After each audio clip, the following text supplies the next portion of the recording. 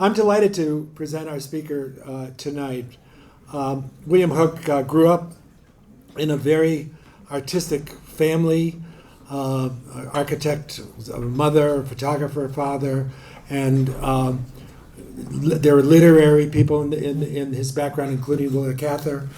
And so he had, art discussions with his morning cereal, and something that I think has stood him well.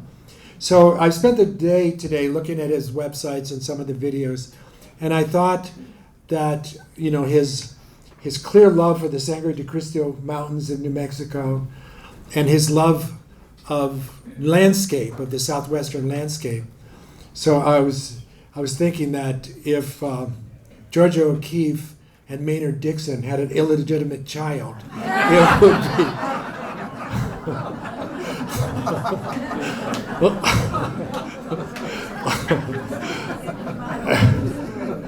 And actually, that's not too funny. And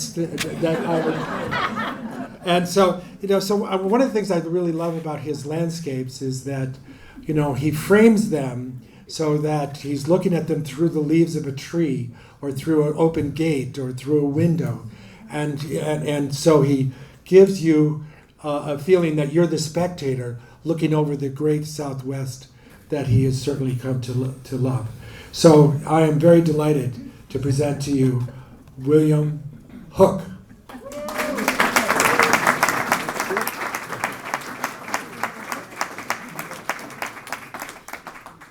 Well, I am absolutely honored to be with all of you. I've had several experiences with the Friends, and it's such a wonderful crowd here. It's had a lot of experience with art in New Mexico and art in Arizona, as well as Colorado and far off places. But what I will be showing you some of that work as I go along. But to Chuck's comment about Georgia and Dixon, I've been called worse. So, and given that, I think it's only fair. At any rate, I'm one of those guys that's a little different in as much as I'm not self-taught. I grew up in Kansas City, so I spent a lot of time. I didn't want my classmates to know I was an artist. Back in the 50s and 60s, they thought you might be a little different. So in that case, I took classes at the Kansas City Art Institute in high school, and that was I kept that secret. None of the guys on the tennis team or any place else knew that I had aspirations to be an artist. Then I went to UNM for undergraduate, a place called the Arts Center College of Design in Los Angeles for postgraduate. And one secret that I'll just share with the rest of you is I'm one of the few guys that has my doctorate of fine arts. And that came from a very hard earned bout with giving a commencement speech at a university. So you can't get a doctorate in fine art. You get a doctorate in philosophy. So I cheated. I would like to start off by showing you a couple of things that I do, and in this case, the logo up in the upper left is a small company I started called Walking Rain, and the Indians talk about walking rain as it comes across the mesa. You can just see it move as it falls.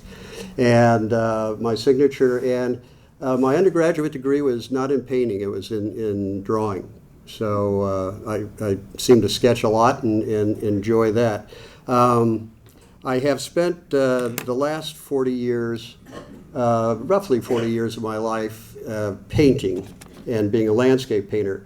Prior to that, I was an art director and a creative director, worked for agencies in Los Angeles and Denver. So my background's, I'm not a cowboy. Actually, my daughter is a great horsewoman and instructor and rider of very expensive horses at that point in their life. And I didn't own them all, but there were some I didn't know I owned. Which it kept me busy. You know, I was in front of an easel a lot to pay for all that.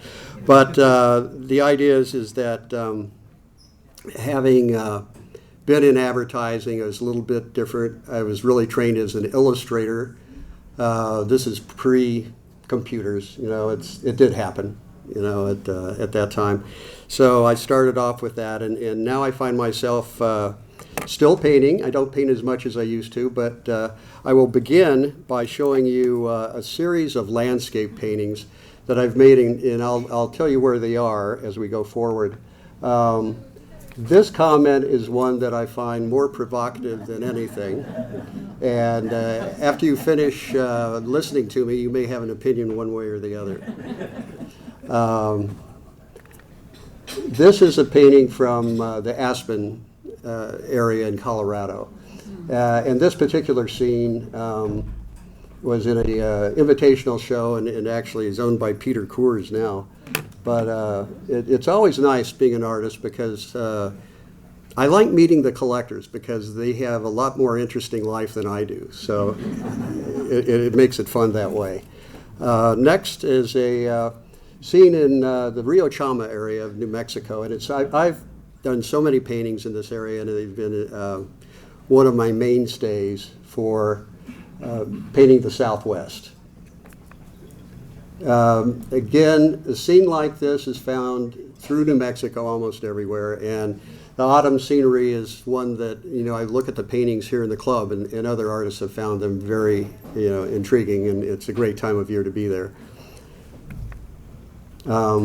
This is the Taos Pueblo in the wintertime, and I paint a lot from photography. So in this case, the scenery I paint, I'm not always there. I paint in acrylic, so it is a different medium than oil in as much as it dries quickly, and it doesn't, winter painting, it really gets stiff, so getting it off the palette onto the canvas is tough. So these are made in the studio.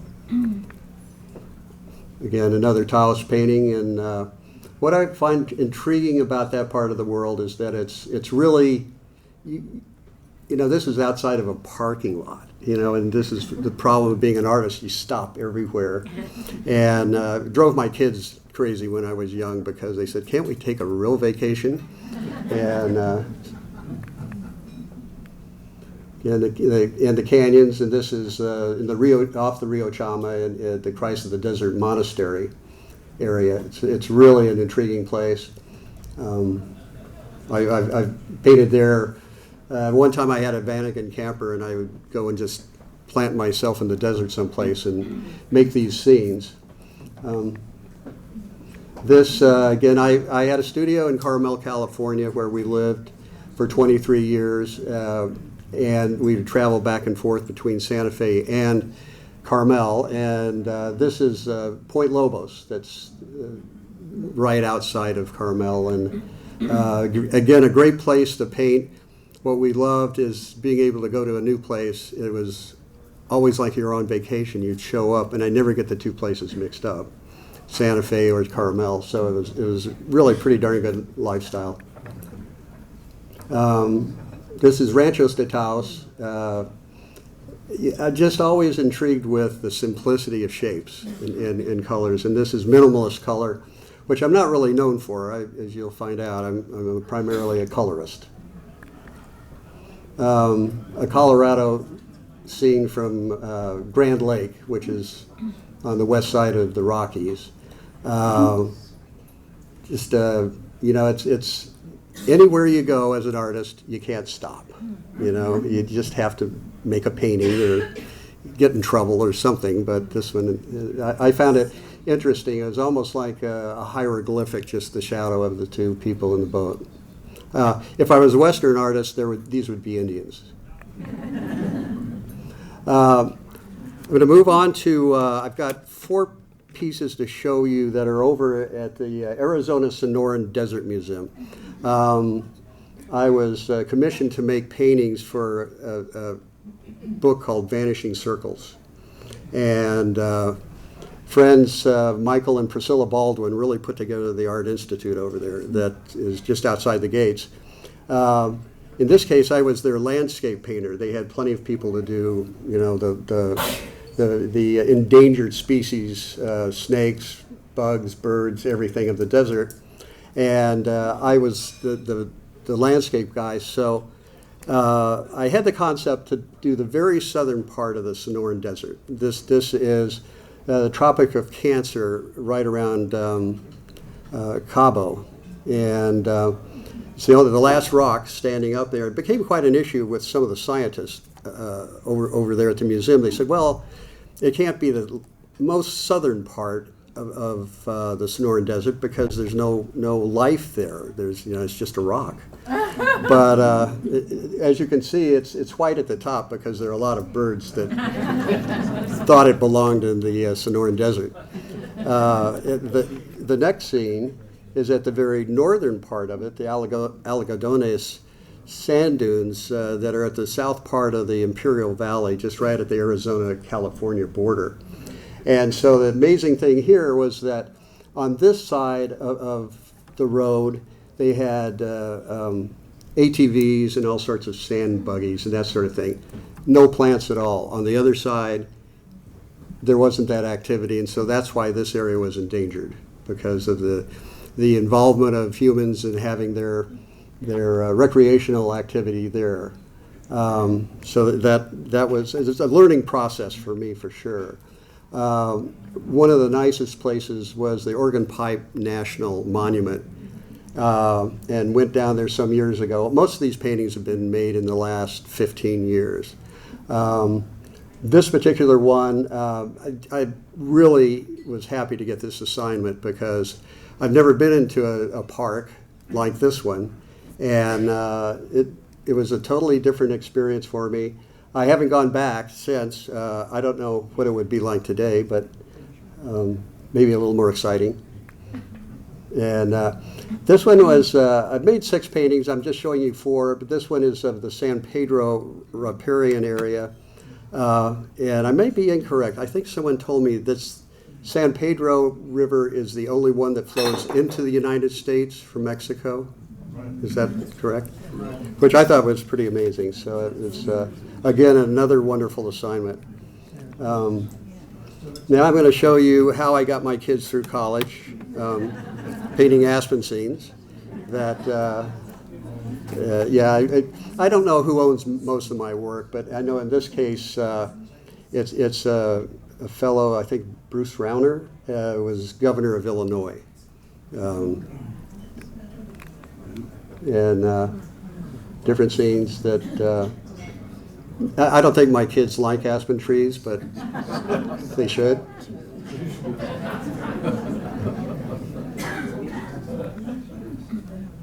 And so from aspen trees, I start to introduce Indians into the aspens, and I'm easily bored. I want to paint everything, and I don't know. I'm a master of anything, but this, the Indians I've usually picked up from having experiences at the Taos Pueblo, the blanketed Indians, and so introducing them into the aspen forest was a real natural situation. This, when I was selected to be the Artist of the Year for Friends of Western Art, this was made into a poster. Some of you may have it. So just totally different look with the different Indians. And this figure that's in this one is, I'd kind of forgotten the painting that I'd given to the club in 1989 when I was inducted to the MO, but it has the same figure in it. So, as you go along, you kind of lose track of some things. This is a small sketch made at the Taos Pueblo. And this is in Monument Valley, and obviously my influences are almost all artists, past and present. And the fact is, this is more like an Oscar Borg or a Edgar Payne painting, but certainly influenced by those two. And I call this one the Taos Hunt Club. But Huck, You mentioned the fact that you think of yourself as a colorist, and certainly the colors are phenomenal. But I've noticed that there are a lot of angular compositions as well that are, I think create additional interest to the colors that you use. For some reason, I think geometry has a lot to do with art in the compositional way, if that answers your observation or not. But I think I probably approach a painting a little differently than some. While I find that color is the one thing that I never had to be taught. We artists have something that's intrinsic and something that's natural for us to do. And for me, color just happened. It was a matter of just doing it and not really ever thinking about it. But to your point, constructing a painting, the composition is really based off of geometry. The foreground to the background, and creating, as you've observed, Chuck, is that having trees in the foreground and that sort of thing to frame a painting, and that's called a barrel composition. So you're really looking through something into the scenery. And I might add that one thing that I always appreciate Western art and the amazing artist. I always thought Remington made the best landscapes, but then he'd put the stuff in front of it. And it's just the way I thought about it, so that's why I ended up a landscape painter primarily. This painting received a Weghorst Award one year, a Taos Wedding is what it's called. And, some paintings, some paintings are memorable, others are unforgettable.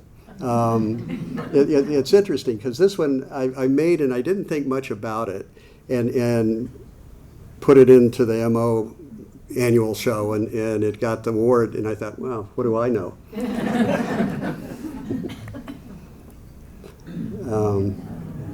That's outside of the governor's palace in Santa Fe, and it's occasionally I like to really stylize the Indian blankets and that sort of thing. So I'm going back to the easily bored trick.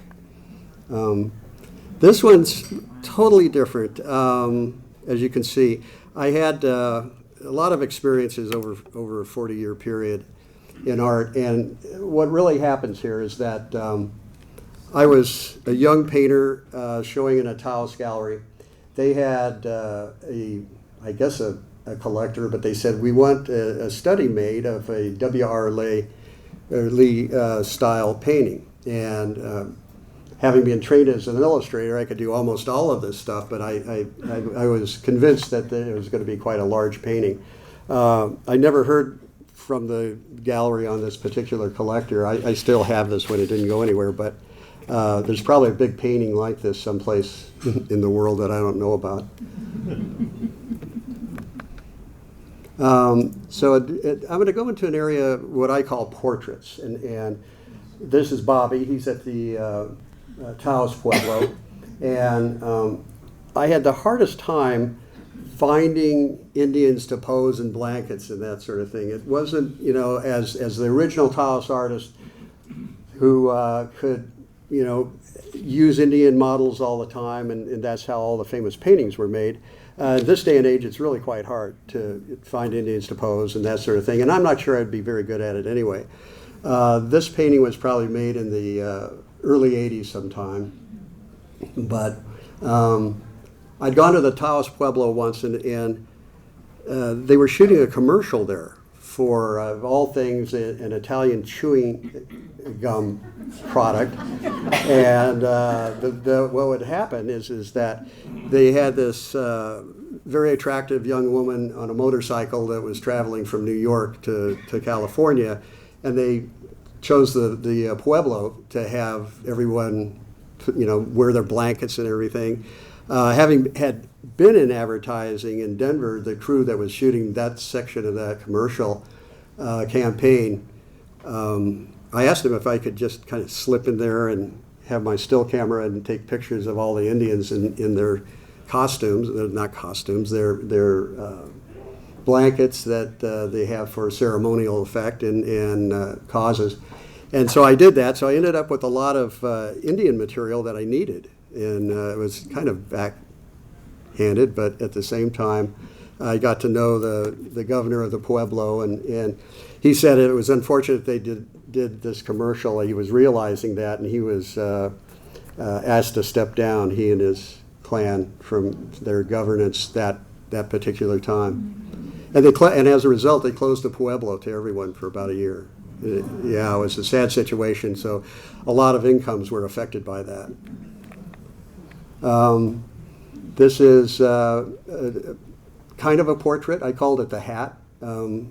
It was a mountain man in Taos at the Martinez Hacienda that happens every fall.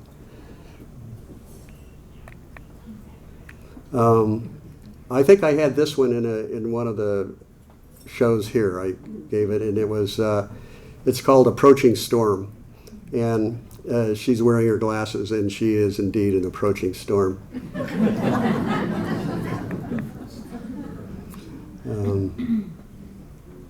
It's an eagle feather held by this fellow, and this one also was in one of the shows at the MO. I think this is a good portrait of a cactus myself, up close and personal. And needless to say, I made paintings of 3 bears my daughter had on her bed when she was a young child, and they were all named after stock market personalities. J.P. Morgan, I think, was this one.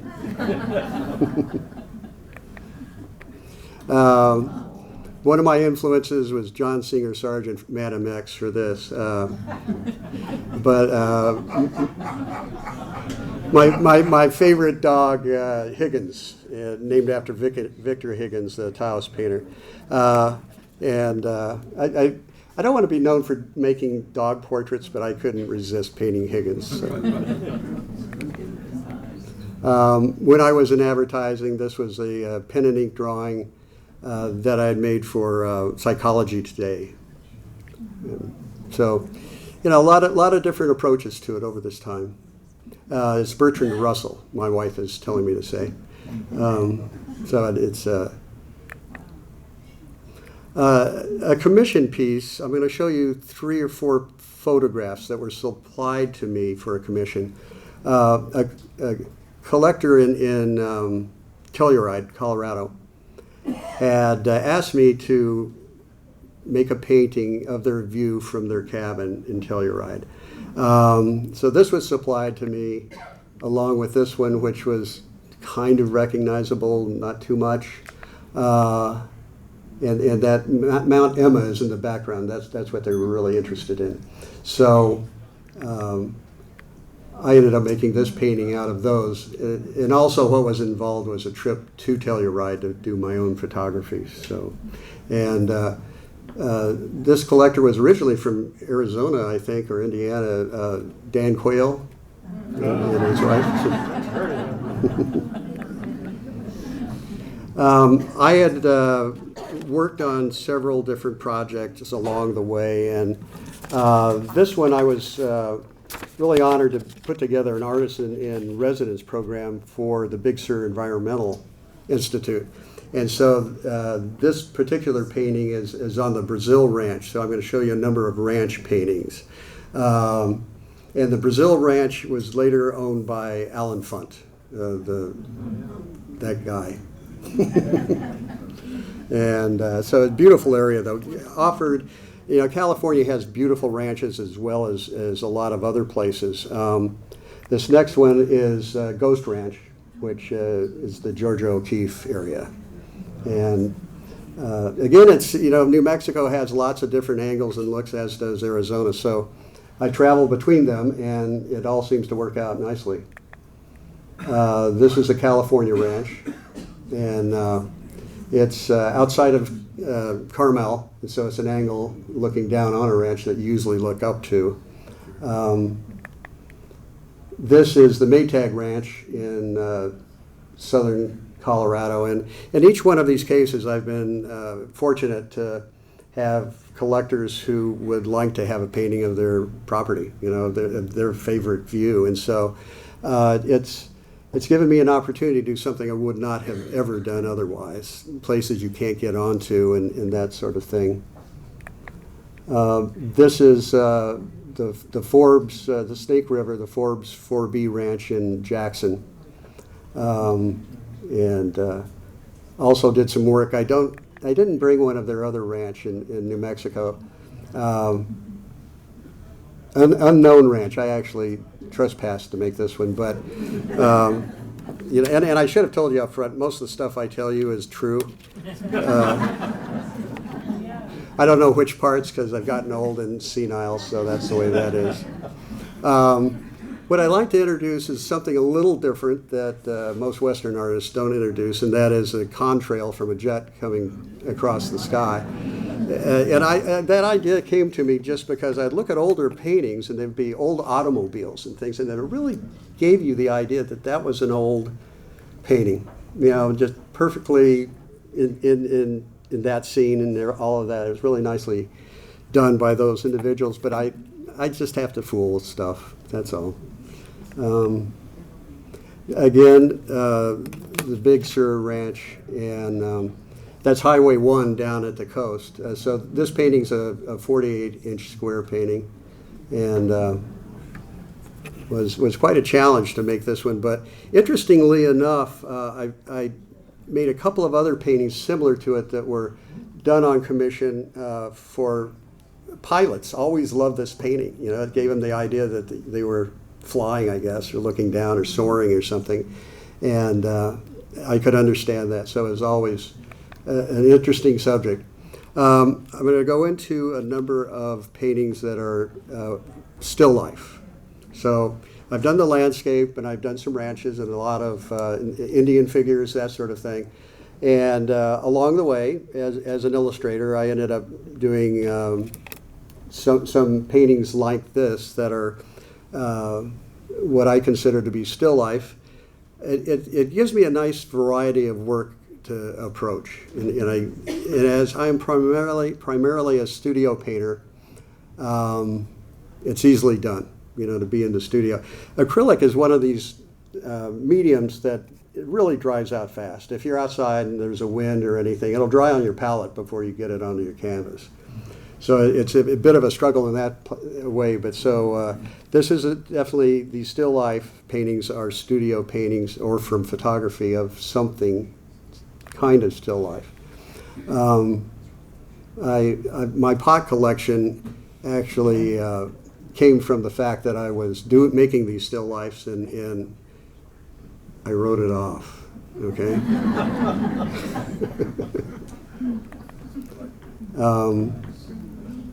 My wife, Kate, is a landscape architect, and she puts together these wonderful scenes, I think. And so this one was bamboo wrapped around the inside of a glass jar, which I entitled Bam Boo.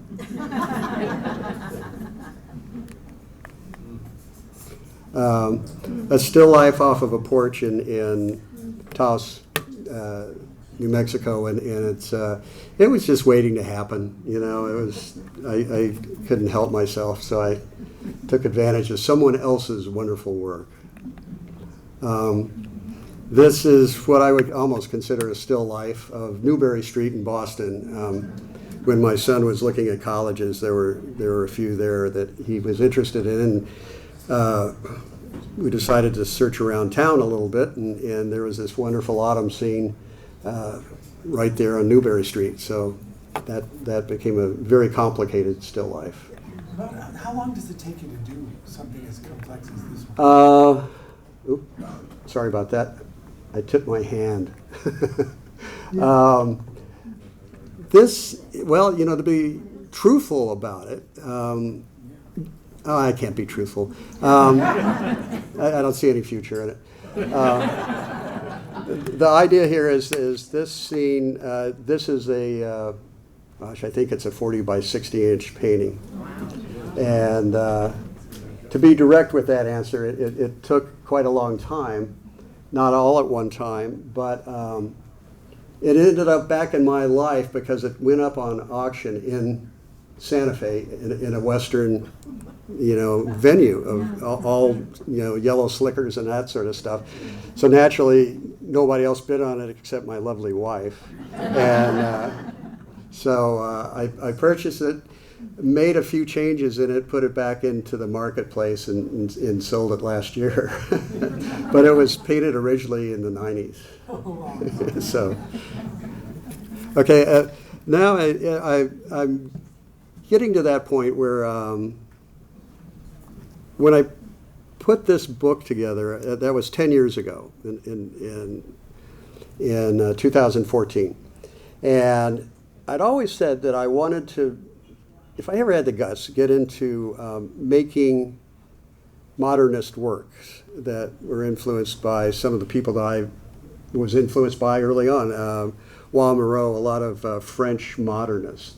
And when I was in school at UNM in Albuquerque, Richard Diebenkorn, who had gotten his master's at UNM back in the late 50s, and he would come and deliver a visiting professorship talks and teach it. He taught for a semester there.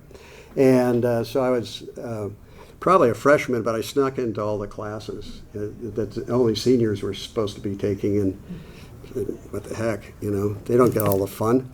So at any rate, what I did is, this was a painting off of the beach, the main beach in Carmel. And so to make a modernist painting, 6 years ago, I started making modernist work based off of a representational painting. And it's an out-of-body experience, really. So what I'm going to show you next is the interpretation of this scene in a modernist way. And so maybe it's just that red square that you can really identify, but the different colors do. And so, putting them together gives you a better idea of what I've done. And it's so, I had no idea if it would be work that would ever sell. It was really work I was doing for myself. It did catch on, and there would be some shows that the modernist work sold better than the representational work. But it depended on, really kind of depended on who the collectors were. In many cases, there were very few collectors that would buy both pieces, but it did happen. But I found that the younger collectors, the walk-ins to the gallery in Santa Fe, that's represented me now for 38 years, that younger group liked the modernist work, but not necessarily the representational work.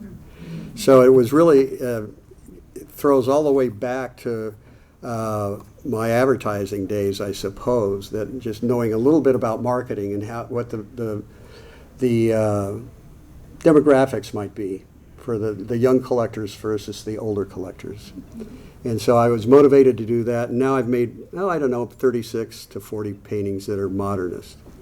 And luckily I don't own too many of them. And it might take us back to good art is memorable. Bad art is unforgettable. Yeah. Oh, I'm sorry. This is the only sculpture I've ever made. I mean, I've made a couple along the way, but they were class projects. In Carmel every year they had an event. Carmel's kind of the dog place because you can walk your dog on the beach and get away with it. It doesn't have to be on a leash or anything. So they gave us, every gallery had the opportunity of selecting one of their artists to make a sculpture. We were given this resin kind of dog that looked like a hairless sort of thing. And I couldn't help myself because in that particular community, the women who wanted to get involved with this stuff made these really cute things, and they dressed them up in outfits, that kind of thing. So I made mine. I gave him, kind of that Schnauzer look, and he's called the art critic. Because what he's done, he's torn up one of my paintings, he's peed on one of my articles, and that's as good as it gets. In closing, I'll say that I've been involved with many opportunities to be included in group shows. This is a frontispiece for a book on the national park system in the United States. Having had a family cabin that my architect grandmother built in 1917, we had a lot of, I spent every August when I was a kid in Colorado fishing and hiking and that sort of stuff. So it was a real natural for me to get involved with this particular book. The next one was California Light, which was put on by the California Art Club. And I was one of the first signature artists for that particular club. It's a wonderful opportunity because Peter and Elaine Adams resurrected a club that had been formed in the late 1800s, early 1900s, and really went derelict. It just fell out of favor with for a lot of reasons. They brought it back, and it became a very good opportunity for artists, particularly California artists, to show their work. And so that was my involvement with that particular club. And it's a scene that's up in Napa Valley, out of Oakville. And so the last, this book that you see in front of you was Labor of Love. I was talked into it by Susan Halston McGarry, who was the editor of Southwest Magazine for about 26 years, and a good friend. And she said, you know, at age 65, you don't know how long you're going to live, so why don't you make one? And I guess she knew me more than I knew me, so she was assessing a situation. So at any rate, if I've given 20 books to the friends to sell tonight if they'd like them. So all the proceeds will be theirs, and so I'm happy to do that.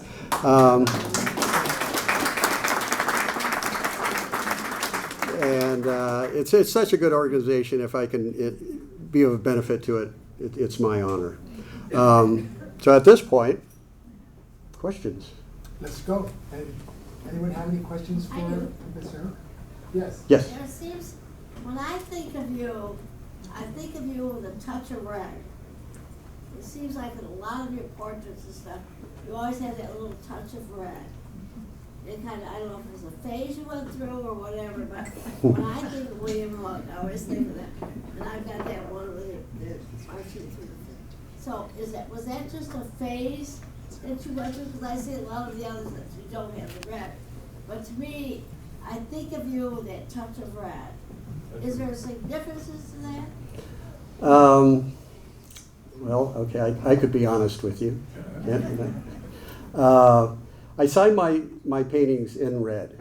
And so what I typically try to do is include that same red, throughout the painting someplace. And you're really astute, because I leave little figures in the very background of landscapes. And a lot of times I don't know if that's, intentional or, it's not a mistake, in other words. What I try to do, there's a technique in painting called triangulation. And so if you get some color someplace, you don't want to just have that one bright color as a signature. I'll introduce it in a couple of places so to move the viewer's eye throughout the painting. So it's really a technique. Kind of where I wore this shirt. Yeah, everything's a technique. Okay. Any other questions? Perfect. Okay. Well, it's been my honor. Thank you very much.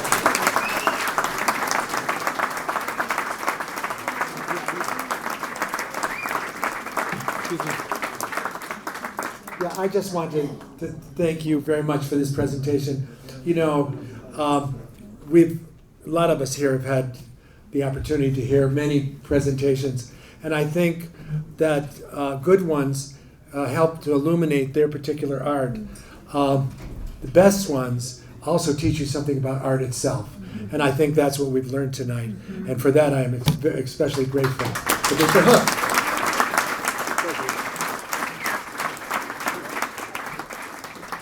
Hook, we have a little gift for you with a little message in it from Friends of Western Art, and want to thank you so much for a really, really interesting and illuminating presentation tonight. Thank you so much. And thank you so much for your gift to Friends of Western Art. You're quite welcome.